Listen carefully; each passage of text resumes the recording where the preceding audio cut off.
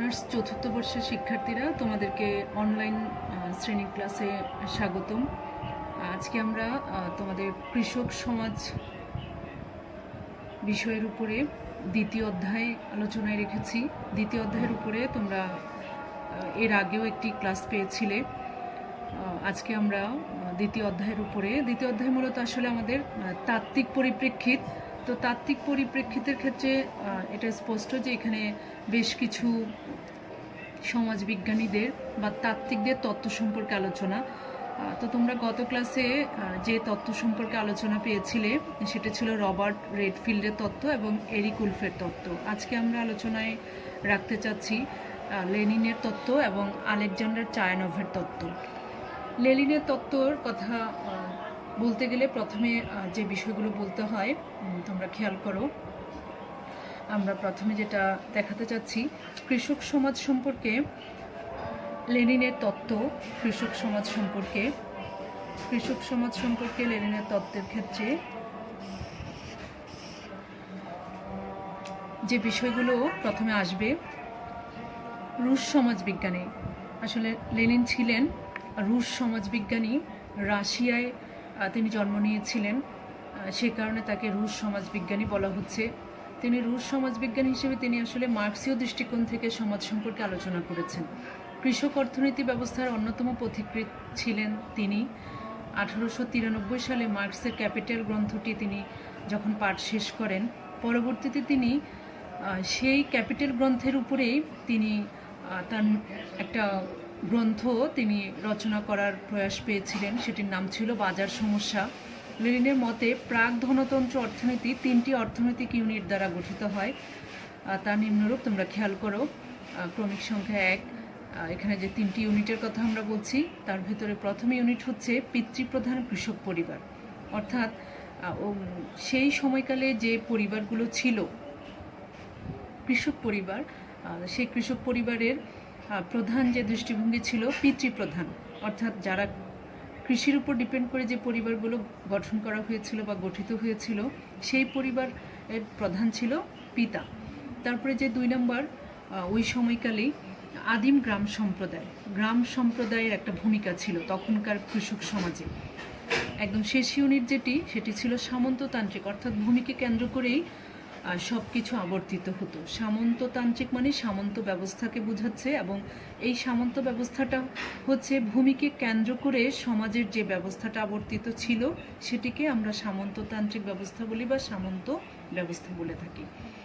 তারপরে তোমরা খেয়াল করো, এরপরে লেনিন যে আলোচনা রেখেছিল এই ইউনিটগুলোর, আমরা যে 3টে ইউনিট বলেছি তোমরা খেয়াল করবে। আমরা এক নম্বর ইউনিট বলেছিলাম পিতৃপ্রধান কৃষক পরিবার, 2 নম্বর বলেছি আদিম গ্রাম সম্প্রদায়, এবং সর্বশেষ 3 বলেছিলাম সামন্ততান্ত্রিক। এই 3টা ইউনিটের মূল জিনিস ছিল তারা খাদ্যের জন্য উৎপাদন করবে, এবং এই খাদ্যের জন্য যে উৎপাদন, এটাই তাদের অর্থনৈতিক কর্মকাণ্ড। মানে ইউনিটগুলোর উৎপাদন মূলত খাদ্যের জন্য, মানে নিজেদের ভরণ পোষণ মেটাবে, নিজেদের খাদ্যের চাহিদা মেটাবে, এই জিনিসটাই ছিল তাদের অর্থনৈতিক কর্মকাণ্ড। কিন্তু যেটা আমরা পুঁজিবাদী সমাজে দেখি না। পুঁজিবাদী সমাজে মানুষ শুধুমাত্র খাওয়ার জন্য উৎপাদন করছে না, আরও কিছু ভোগবিলাস, কিছু সঞ্চয় করে রাখবে, বিনিয়োগ করবে সঞ্চয় থেকে, কিছু ভোগবিলাসে ব্যস্ত থাকবে। পুঁজিবাদী সমাজে কিন্তু আমরা সেটা লক্ষ্য করি। কিন্তু প্রাক যে কৃষি সমাজ ছিল, মানে প্রাক পুঁজিবাদী সমাজ, অর্থাৎ কৃষি সমাজে মানুষ শুধুমাত্র খাদ্যের জন্য উৎপাদন করত। তারপরে লেনিন যেটা দেখেছিল যে সংস্কার উত্তর রুশ কৃষি কাঠামো তিনি বিশ্লেষণ করেছিল। মানে যে কৃষি কাঠামোতে এখনকার কৃষি সমাজ তো অনেকটাই সংস্কার করা হয়েছে। এখনকার ভূমি ব্যবস্থা এখন অনেক পরিবর্তন, ভূমি আইন পরিবর্তন হয়েছে, ভূমি অধিকার পরিবর্তন হয়েছে, কিন্তু একটা সময় সেটা আমরা লক্ষ্য করিনি। তো যেই সময়কালে সংস্কার ছিল না বা সংস্কার আসবে এরকম সময়কে আমরা বলি সংস্কার উত্তর রুশ কৃষি কাঠামো। বিশ্লেষণ করে লেনিন সিদ্ধান্তে এসেছিলেন যে কৃষিতে অনিবার্যভাবে ধনতন্ত্র প্রবেশ করেছে এবং কৃষির ধনতান্ত্রিক রূপান্তর ক্রমশ বলীয়ান হচ্ছে। মানে কৃষিক্ষেত্রে যখনই আধুনিকতা কিছুটা ছোঁয়া লেগেছে তখনই লেনিন যেটা লক্ষ্য করেছিল যে কৃষিতে এখন ধনতন্ত্র কিছুটা প্রবেশ করা শুরু করেছে এবং ধনতান্ত্রিক রূপান্তর অনেকটাই শক্তিশালী হচ্ছে। বলিয়ান হওয়া মানে শক্তিশালী হওয়া। তারপরে তিনি যেটা বলার চেষ্টা করেছিলেন যে প্রাক ধনতান্ত্রিক কৃষি সমাজের বৈশিষ্ট্য ছিল খোরাকের জন্য উৎপাদন, এবং শ্রম বিভাগ এখানে ছিল না। অর্থাৎ শ্রম বিভাগ ছিল না বলতে তোমার পরিবারের সবাই মিলে কাজ করতো। বাবা কি, পুত্র কি, বা কন্যা কি, বা স্ত্রী কি, সবাই মিলে একসাথে কাজ করতো তাদের ভূমিতে উৎপাদনের জন্য। তো এক্ষেত্রে যখন দেখা গিয়েছে পরিবর্তন, তা বৃহত্তর অর্থনীতিতে ধনতন্ত্রের বিকাশের ফলে কিন্তু মানে যখনই কৃষি কাঠামোটা তোমার ধীরে ধীরে ধনতন্ত্রের দিকে যাচ্ছিল, তখনই কিন্তু তাদের কৃষি কাঠামো ভেঙে পড়েছিল। এরপরে কৃষিতে ধনতন্ত্রের বিকাশের ফলে আমরা এখন যেটা দেখলাম যে বৃহত্তর অর্থনীতিতে ধনতন্ত্রের বিকাশের ফলে এই কৃষি কাঠামোটা ভেঙে পড়ে। তো ভেঙে পড়ার ক্ষেত্রে আমরা যেটা এখন বলার চেষ্টা করব, ভেঙে পড়ার প্রেক্ষিতে আমরা কোন জিনিসটা লক্ষ্য করতে পারি, তোমরা খেয়াল করো এখানে একটু মার্কিং করা হয়েছে, সেই লাইনগুলোকে একটু বেশি করে হাইলাইট করবে। কৃষিতে ধনতন্ত্রের বিকাশের ফলে গ্রামীণ স্তরবিন্যাসী পরিবর্তন আসছিল। মানে যখন কৃষিতে ধনতন্ত্র অর্থাৎ পুঁজিবাদ ঢুকে পড়েছিল, তখন গ্রামীণ স্তরবিন্যাস কিছুটা পরিবর্তন এসেছিল। পিতৃতান্ত্রিক কৃষক সমাজ ভেঙে সৃষ্টি হচ্ছিল নতুন ধরনের শ্রেণী ব্যবস্থা। মানে একটা সময় কৃষির উপর ডিপেন্ডেন্ট যে পরিবার ছিল, কৃষির উপর ডিপেন্ড করেই সব পরিবার ছিল আসলে। তখন আসলে কৃষিই ছিল অর্থনৈতিক মেরুদণ্ড। তো সেক্ষেত্রে ওই পরিবারের প্রধান ছিল পিতা, কিন্তু যখনই তোমার কৃষিতে ধনতন্ত্র ধীরে ধীরে প্রবেশ করে, তখন কিন্তু পিতৃতান্ত্রিক কৃষি সমাজ ভেঙে পড়ে। তখন নতুন ধরনের শ্রেণী কাঠামো তৈরি হয়। সনাতন কৃষকদের মধ্যে পৃথকীভবনের ফলে একদিকে সৃষ্টি হচ্ছিল গ্রামীণ বুর্জোয়াদের, অন্যদিকে ক্ষেত মজুর শ্রেণী। আবার একটু খেয়াল করো, সনাতন কৃষকদের মধ্যে যখন পৃথক হয়ে যায়, মানে সনাতন কৃষক মানে অনেক আগের কৃষক, যখন কৃষি বা কৃষকদের মাঝে পুঁজিবাদ বা ধনতন্ত্র প্রবেশ করেনি, সেই সময়কালের কথা। তারা যখন ধীরে ধীরে কৃষি ব্যবস্থায় পুঁজিবাদী ব্যবস্থাকে উপলব্ধি করছিল, সেই কৃষকরা তাদের ভেতরে এক ধরনের ডিভাইড তৈরি করেছিল, এবং সেই ডিভাইড থেকে যেটা তৈরি হয়েছিল সেটা হচ্ছে গ্রামীণ বুর্জোয়াদের, অন্যদিকে খ্যাত মজুর শ্রেণী। গ্রামীণ বুর্জোয়াদের মধ্যে বিশেষভাবে চিহ্নিত করা যাচ্ছিল কৃষক বুর্জোয়াদের, যারা তোমার কুলাক নামে পরিচিত ছিল। এরা নিযুক্ত ছিল সম্প্রসারিত উৎপাদনে। এখানে আমি আরেকটু যদি ব্যাখ্যা করি, কুলাক বলতে আসলে কাদেরকে বোঝায় একটু খেয়াল করবে। এখানে আমাদের ব্রেকেট দেওয়া আছে। আবিধানিক অর্থে মুঠি, কেননা তারা সুদে টাকা ধার দিয়ে অধিকাংশ গ্রামবাসীর উপর আধিপত্য করত। মানে সুদে মহাজন বলতে পারো, এখনকার সমাজে মহাজন বলা যায়, যারা তোমার সুদে, চড়া সুদে কৃষকদেরকে ঋণ দিয়ে থাকে। একটা সময় তাদেরকে কুলাক বলা হতো। তো এরা নিযুক্ত ছিল সম্প্রসারিত উৎপাদনে, মানে তারা বর্ধিত উৎপাদন করত। এই কুলাকরা একদিকে তারা কৃষকদেরকে ঋণ দিয়ে ঋণে জর্জরিত করত ও চড়া সুদে, আরেক দিকে এরাই কিন্তু তোমার সম্প্রসারিত উৎপাদন করেছে। এদের সংখ্যা কম হলেও ঐতিহাসিক গুরুত্ব ছিল অনেক বেশি। সমগ্র কৃষক খামার কৃষকদের উৎপাদনের উপায়, কৃষকদের দ্বারা সমস্ত উৎপাদিত দ্রব্যে তাদের অংশ লক্ষ্য করলে কোনো সন্দেহ থাকে না যে কৃষক বুর্জোয়ারা সবচেয়ে শক্তিশালী। তারাই হচ্ছে সমসাময়িক কালের গ্রামাঞ্চলের প্রভু। এবং এই বক্তব্যটা আসলে বলেছে স্পষ্ট করে লেনিন বলেছিলেন। এর বিপরীতে ছিল গ্রামীণ সর্বহারা। মানে একদিকে এই কুলাকরা তোমার ধীরে ধীরে তোমার তারা বুর্জোয়া শ্রেণীতে পরিণত হচ্ছিল, আরেকদিকে যারা কৃষক ছিল তারা সর্বহারা হচ্ছিল। গ্রামীণ বুর্জোয়া এবং সর্বহারা শ্রেণীর মাঝে অবস্থিত ছিল মধ্য কৃষকবর্গ, যারা গ্রামীণ বুর্জোয়া শ্রেণীতে পৌঁছেছিল। ওই কুলাকরাই গ্রামীণ বুর্জোয়া হয়েছিল, এবং যারা কুলাক থেকে লোন নিত সেই কৃষকরা সর্বহারা হয়ে গিয়েছিল। এবং এই দুটো শ্রেণীর মাঝে আরেকটা শ্রেণী কিছুটা বিদ্যমান ছিল, তাদেরকে আমরা কৃষক বর্গ বলি। কৃষক বর্গ মানে যারা তোমার কিছুটা বর্গা চাষী হিসেবে কাজ করেছে। পৃথকীভবন প্রক্রিয়া তীব্র হলে মধ্য কৃষকের অদৃশ্য হয়ে যাওয়ার কথা ছিল। এবং এই জিনিসটার ক্ষেত্রে আমরা লেনিনের সাথে মার্কসের একটা মিল খুঁজে পাই। কারণ মার্কস কিন্তু, তোমরা যারা মার্কস সম্পর্কে জানো, মার্কস কিন্তু স্পষ্ট সবসময় বলে যে আমাদের এই সমাজে তোমার পুঁজিপতি এবং সর্বহারা, এই দুটো শ্রেণী থাকবে। মধ্যবর্তী যারা পেটি বুর্জোয়া তারা কিন্তু বিলীন হয়ে যাবে। ঠিক লেনিনও সেটাই বোঝানোর চেষ্টা করেছে যে গ্রামীণ বুর্জোয়া এবং সর্বহারা শ্রেণীর মাঝে যারা কিছুটা নিজেদের অবস্থান টিকিয়ে রেখেছিল তাদেরকে তিনি কৃষকবর্গ বলেছে, আর মার্কস বলেছে পেটি বুর্জোয়া তাদেরকে। এই পৃথিবী ভবন প্রক্রিয়া তীব্র হওয়ার সাথে সাথে মধ্য কৃষকের অদৃশ্য হয়ে যাওয়ার কথা ছিল, মানে কৃষক বর্গদের অদৃশ্য হয়ে যাওয়ার কথা ছিল। এরপরে দেখা যাক আমাদের লেনিন কি বলার চেষ্টা করেছে। লেনিন তার তাত্ত্বিক আলোচনায় কৃষক সমাজের কিছু বৈশিষ্ট্য তিনি নির্দিষ্ট করেছিল। যেমন তোমরা খেয়াল করো, এখানে 1 নম্বর দেওয়া হয়েছে কৃষিতে ধনতন্ত্রের প্রবেশ। কৃষিতে অনিবার্যভাবে ধনতন্ত্র প্রবেশ করেছে এবং কৃষি ধনতান্ত্রিক রূপান্তর ক্রমশ বলীয়ান হচ্ছে। কৃষিতে ধনতান্ত্রিক বিকাশের একটি গুরুত্বপূর্ণ লক্ষণ ছিল জমির ক্রয় বিক্রয়। অর্থাৎ লেনিন এটা বোঝানোর চেষ্টা করেছিল যে কৃষিতে ধনতন্ত্র কিভাবে প্রবেশ করে। এভাবে প্রবেশ করে যখন তোমার কৃষিতে জমির ক্রয় বিক্রয় শুরু হয় এবং জমি ইজারা নেওয়া অর্থাৎ লিজ নেওয়া শুরু হয়, যে তোমার জমি আমি 1 বছরের জন্য 2 বছরের জন্য লিজ নিব। এইভাবে এখনকার সময় এটা আসলে বলা হয় জমি, যেটাকে বলা হয় বন্ধক রাখা। তোমার জমি তুমি আমার কাছে বন্ধক রেখেছো, কিছু টাকা নিয়েছো এবং আমি তোমার জমি, তুমি যতক্ষণ আমাকে আমার টাকা পরিশোধ করতে না পারছো আমি ততক্ষণ তোমার জমি ভোগ করব। আচ্ছা, সেক্ষেত্রে এইভাবে একটা প্রক্রিয়ায় কৃষিতে ধনতন্ত্রে প্রবেশ ঘটে। তারপরে লক্ষ্য করে এখানে 2 নম্বর আছে। লেনিন আরেকটা পয়েন্টে কি বলার চেষ্টা করেছে, লেনিন অভিমত ব্যক্ত করেন যে 2টি পথের মাধ্যমে কৃষিতে ধনতন্ত্র বিকশিত হয়। ক প্রুশীয় পথ, খ মার্কিন পথ। প্রুশীয় পথ আসলে প্রুশীয় পথে সামন্ত ভূস্বামী অর্থনীতি থেকে বুর্জোয়া অর্থনীতিতে রূপান্তরিত হয় এবং কৃষকরা দীর্ঘকাল ধরে এই প্রক্রিয়ায় ভয়াবহ দাসত্ব শোষণের সম্মুখীন হয়। একই সময়ে তাদের মধ্যে আবার কিছু ধনী কৃষকের উদ্ভব হয়। এটা প্রুশীয় পথে। প্রুশীয় পথে সামন্ত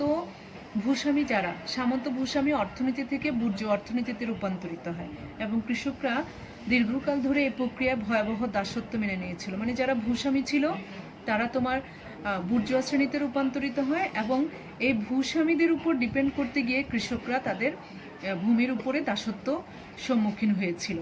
একই সময় তাদের মধ্যে আবার কিছু ধনী কৃষকেরও উদ্ভব হয়েছিল। প্রুশীয় পথে কৃষি বিবর্তনের রূপটি হচ্ছে সামন্ত দাসত্ব বন্ধন থেকে সামন্ত ভূস্বামীদের জমিতে ধনতন্ত্রের অধীনতা শোষণের উপক্রম।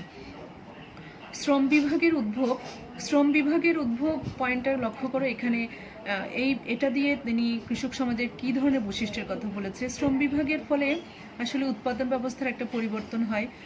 শ্রম বিভাগ দিয়ে লেনিন যেটা বোঝানোর চেষ্টা করেছিল যে কৃষি পণ্য উৎপাদন ও বাজারজাতকরণ হয়েছিল শ্রম বিভাগের উদ্ভবের ফলে। যখনই শ্রম বিভাগ হয় তখন কৃষক যে পণ্যটা উৎপাদন করে সেটা বাজারজাত করার জন্য তৈরি করেছিল, যা খামার ভিত্তিক উৎপাদন পদ্ধতি বা প্রাক ধনতন্ত্রের সূচনা করে।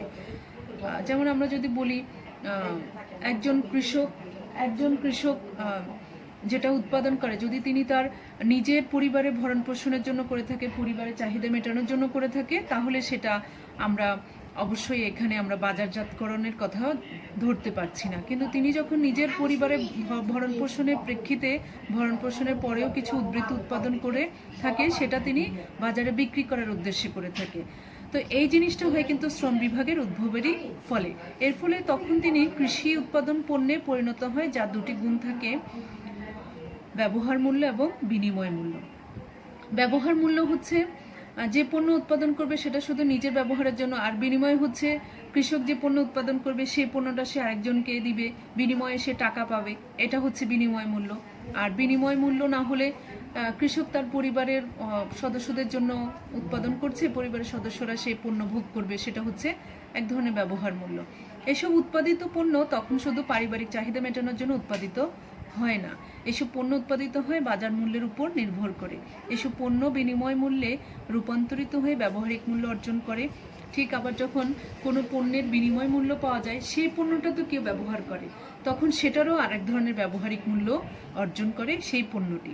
ফলে সৃষ্টি হয় বাজারের। এই বাজার এবং শ্রম বিভাগ উৎপাদনে পরিবর্তন ঘটায় এবং একটা সময় ধনতন্ত্র বিকাশের পথ বিকশিত হতেই থাকে এবং কৃষিতে এভাবেই ধনতন্ত্র উদ্ভব হয়। আচ্ছা, এরপরে 4 নম্বর খেয়াল করো। 4 নম্বর শ্রমের পুনরুৎপাদন। সরল পথে তৃতীয় বিশ্বের কোনো দেশে ধনতন্ত্রের বিকাশ হয়নি। শিল্পের মতো কৃষিতে বিশাল ইউনিটে জমির উপর ধনতন্ত্রী কর্তৃক গড়ে উঠবে মধ্য কৃষকদের বিলুপ্তির মধ্য দিয়ে। অর্থাৎ সহজভাবে কোনো দেশে ধনতন্ত্রের বিকাশ হয়নি।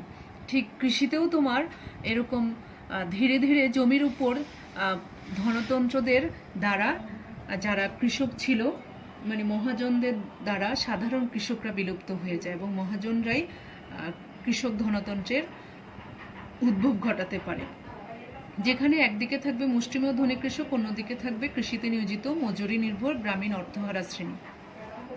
মানে শ্রমের পুনরুৎপাদন, কেউ শুধুমাত্র শ্রম দিয়ে মজুরি নিবে আর কেউ শ্রম না দিয়ে পুরো সঞ্চয়টা তার হাতে নিবে। যারা পুরো সঞ্চয়টা নিবে তারা হচ্ছে ধনী কৃষক, সে জমির মালিক, আর যে শুধুমাত্র জমিতে উৎপাদন করে মজুরি নিবে তাকে বলা হচ্ছে তোমার এক ধরনের গ্রামীণ সর্বহারা শ্রেণী। এরকম রূপান্তর পৃথিবীর কোথাও ঘটেনি। তার কারণ পারিবারিক খামার অর্থনীতির প্রাণশক্তি। কৃষি খামারের আয়তন ছোট হলেও কৃষক তার শ্রম পুনরুৎপাদন করতে পারে, ফলে ধনী খামারের মালিককে তার খামারে দরিদ্র আয়তন ছোট হলেও কৃষক তার শ্রম পুনরুৎপাদন করতে পারে। এখন এক্ষেত্রে যেটা বলে, ফলে ধনী খামারের মালিককে তার খামারের দরিদ্র মজুরি শ্রমিক কৃষককে তার শ্রমের মূল্য প্রদান করতে হয় না। মানে যিনি ধনী কৃষক, সেই ধনী কৃষক তার খামারে যারা দরিদ্র কৃষক মজুরির বিনিময়ে কাজ করে তাকে শ্রমের মূল্য প্রদান করতে হয় না। শ্রমের মূল্য প্রদান করতে হয় না, সে শুধু কাজ করবে, কাজের বিনিময়ে তাকে সেভাবেই পুষিয়ে দেওয়ার বিষয়টা বলা হচ্ছে। তো এক্ষেত্রে এক্সাম্পল দেওয়া হয়েছিল। এক্সাম্পল হচ্ছে, খেয়াল করে এক্সাম্পলটা এদিকে থাকবে, যেমন ধনতন্ত্রী কৃষক দরিদ্র কৃষককে তার জমি থেকে পুরোপুরি উৎখাত করতে পারে না, কারণ তখন শ্রম পুনরুৎপাদনের ব্যয় বহন করতে পারে না। এই পরিস্থিতি এমন একটি উৎপাদন সম্পর্ক সৃষ্টি করে যেখানে দরিদ্র কৃষক এবং ধনী কৃষক থাকে। দরিদ্র কৃষক, খেয়াল করো, শ্রম পুনরুৎপাদনে সক্ষম হয়, আর ধনী কৃষক দরিদ্র কৃষকের শোষণের উপর নির্ভরশীল। অর্থাৎ ধনী কৃষক তার জমিতে যে কাজ করবে তার উপর নির্ভরশীল, তার জমিতে যে কাজ করবে তাকে দরিদ্র কৃষক বলা হয়। আর দরিদ্র কৃষক হচ্ছে ধনী কৃষকের জমিতে যেটা উৎপাদন হবে সেই উৎপাদিত পণ্য উৎপাদন করার জন্য সে নিজেকে সবসময় সক্ষম করে তোলে। আচ্ছা, এরপরে 5 নম্বর খেয়াল করো, কৃষক সমাজের আর একটা বৈশিষ্ট্য লেনিন কি বলেছিলেন? কৃষি দ্রব্যের পণ্যে রূপান্তর। মানে জমিতে যে দ্রব্যটা উৎপাদন হবে সে দ্রব্যটা যখন পণ্য রূপ নিবে তখনই কিন্তু ধনতন্ত্র এসে যায়, আমরা জানি। যেমন এক্সাম্পল এখানে আসবে, একটু খেয়াল করো। তোমার যেটা বলা হয় প্রধান বৈশিষ্ট্য কী ছিল সেই কৃষক সমাজের? খোরাকের জন্য উৎপাদন এবং শ্রম বিভাগের অনুপস্থিতি তা বৃহত্তর অর্থনীতিতে ধনতন্ত্রের বিকাশের ফলে ভেঙে পড়েছিল। কৃষি উৎপাদন বাণিজ্যিক রূপ পরিগ্রহ করছিল, কৃষি দ্রব্য রূপান্তরিত হচ্ছিল পণ্য। যদি এখন আমরা এক্সাম্পল দিই, যদিও এখানে এক্সাম্পল নাই, কিন্তু আমরা এক্সাম্পল দিয়ে বললে বিষয়টা আরেকটু ক্লিয়ার হবে। যেমন পয়েন্টটা হচ্ছে কৃষি দ্রব্যের পণ্যে রূপান্তর। কৃষি দ্রব্যের পণ্যে রূপান্তর যদি আমরা বলি, কৃষক যখন জমিতে পাট চাষ করে, সেই পাট চাষ কিন্তু দ্রব্য, পাট কিন্তু তখনও দ্রব্য, কিন্তু সেই পাটকে যখন আমরা প্রসেসিং করব কোনো একটা কারখানায়, সেটা থেকে পাটজাত যে কোনো দ্রব্য, বস্ত্র হতে পারে, থলে হতে পারে, বা পাট দিয়ে যাবতীয় কোনো জিনিস যদি তৈরি করা হয় সেটা তখন পণ্যে রূপান্তরিত হয়। তাহলে কৃষক যখন সেই পাটকে জমিতে উৎপাদন করছে সেটা দ্রব্য, এবং সেই পাটের আঁশকে কাজে লাগিয়ে যখন বিভিন্ন জিনিস বানানো হচ্ছে সেটা পণ্যে রূপান্তর হচ্ছে। এবং যখনই সেই কৃষকের তো উৎপাদিত দ্রব্যটা যখন কারখানায় এসে পণ্যে রূপান্তর হচ্ছে তখনই কিন্তু সেটা কৃষিতে আধুনিকতা পৌঁছে গিয়েছে এবং কৃষির ধনতান্ত্রিক রূপ আমরা লক্ষ্য করছিলাম। এরপরে 6 নম্বর ব্যবসা বাণিজ্য বিস্তৃতি।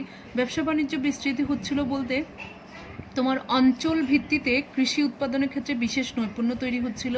কোনো কোনো অঞ্চলে নিপুণতার ভিত্তিতে উৎপাদিত হচ্ছিল গম বা বার্লির মতো শস্য, কোথাও তামাক, আবার কোথায় গব্যশালা। গব্যশালা বলতে এখানে আসলে গরু লালন পালন করার একটা জায়গা বলা হয়, আসলে ডেইরি ফার্ম, যেখানে গরু লালন পালন হবে, গরুর দুধগুলোকে প্রক্রিয়াজাত করা হবে, সেই স্থানগুলোকে বোঝাচ্ছে।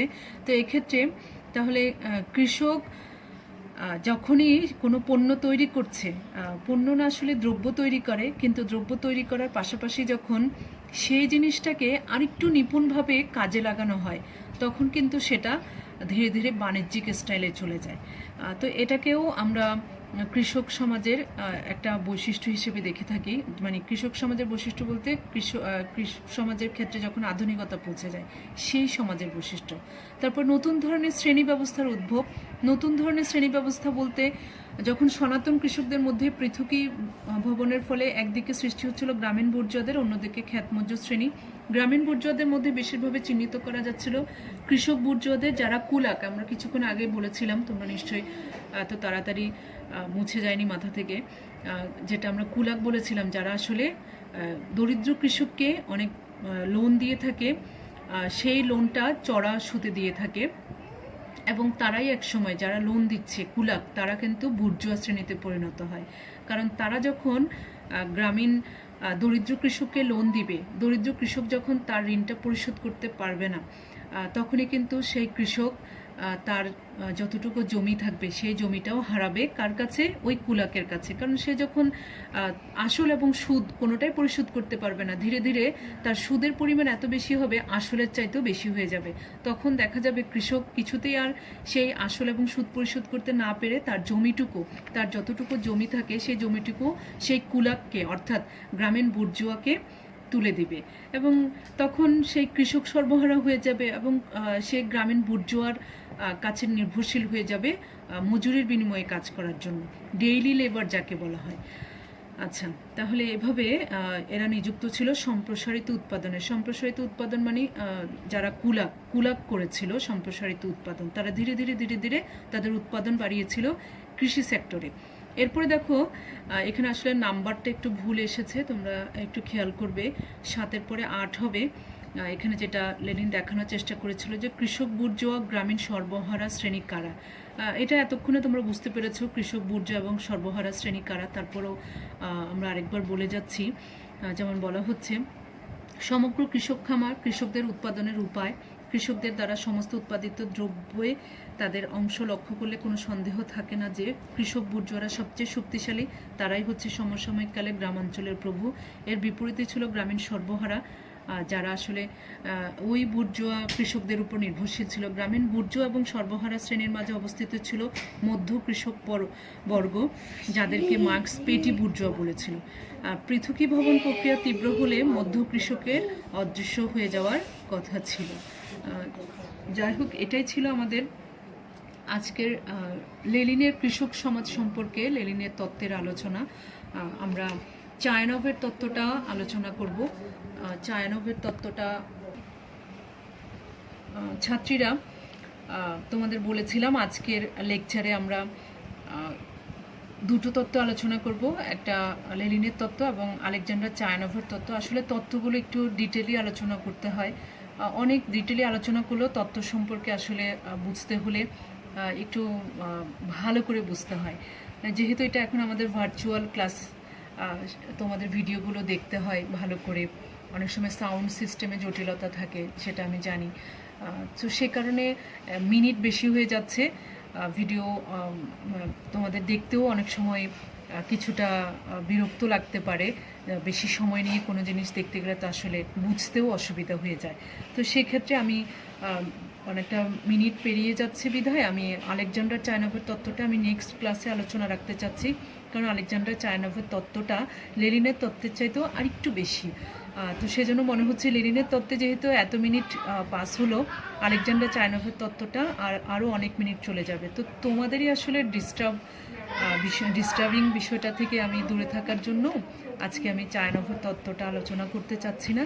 আমরা আগামী ক্লাসে ইনশাল্লাহ চায়ানভের তত্ত্ব আলোচনা করব। ঠিক আছে, আজকের জন্য আমরা এখানে আমাদের ক্লাস শেষ করছি। সবাই ভালো থাকবে। আর যদি কোনো ভিডিওর কোনো বিষয় যদি বুঝতে অসুবিধা হয়, তোমরা যদি চাও আমি পিকচার পাঠিয়ে দিতে পারি, বা যদি তোমরা বলো আমাকে, আমি পাঠিয়ে দিব, আমাকে জানাবে অবশ্যই। ঠিক আছে, আল্লাহ হাফিজ।